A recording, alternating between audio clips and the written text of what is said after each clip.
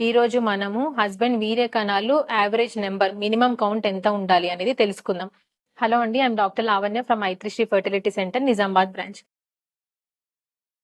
WHO ప్రకారంగా husband semen sample మనకి ఇచ్చినప్పుడు వాల్యూమ్ అంటే ఎంత మినిమల్ ఒక 1.5 ml శాంపుల్ అన్నా ఉండాలండి.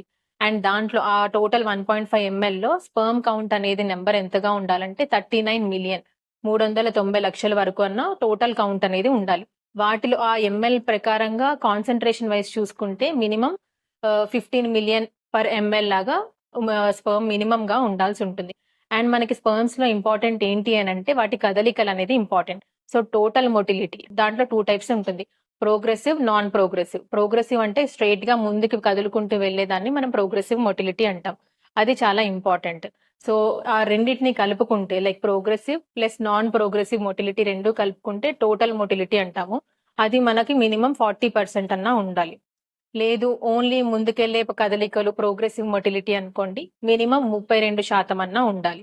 అండ్ ఈ స్పెర్మ్స్‌లో కదలికలే కాకుండా అసలు వైటాలిటీ అంటే ఎంతవరకు అసలు బతికి ఉన్నాయి అనేది మనం చూసుకుంటున్నట్లయితే మినిమం 58% అన్నా లైవ్ ఫార్మ్స్ అనేవి ఉండాలి.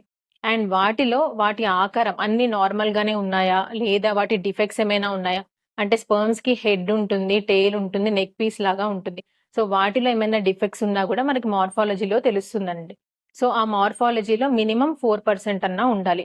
సో, ఇలాంటి పారామీటర్స్ అనేవి అన్నీ మ్యాచ్ అయితేనే మనము నార్మల్ సెమెన్ రిపోర్ట్ లాగా ఇస్తాము. ఇందులో ఏదైనా డిఫెక్ట్స్ ఉన్నాయనుకోండి, మనం ఒకసారి మళ్ళీ మెడికేషన్ అనేది యూజ్ చేసుకొని, మళ్ళీ ఒక 2 వీక్స్ తర్వాత ఫస్ట్ ఒకసారి రిపీట్ చేసుకొని చూడొచ్చు. అప్పుడు గూడా తక్కువగానే ఉందనుకోండి, మళ్ళీ ఇంకొక 1 మంత్ తర్వాత సేమ్ ల్యాబ్ నుంచి రిపోర్ట్ చేసుకుంటే మనకది నార్మల్ ఇంప్రూవ్‌మెంట్ ఉందా? లేదా? అనేది తెలుసుకొని దానికి తగ్గట్టుగా మనం ప్లాన్ ఆఫ్ ట్రీట్మెంట్ లైక్ నార్మల్‌గా ఓవ్యులేషన్ ఇండక్షన్ తోటి సరిపోతుందా?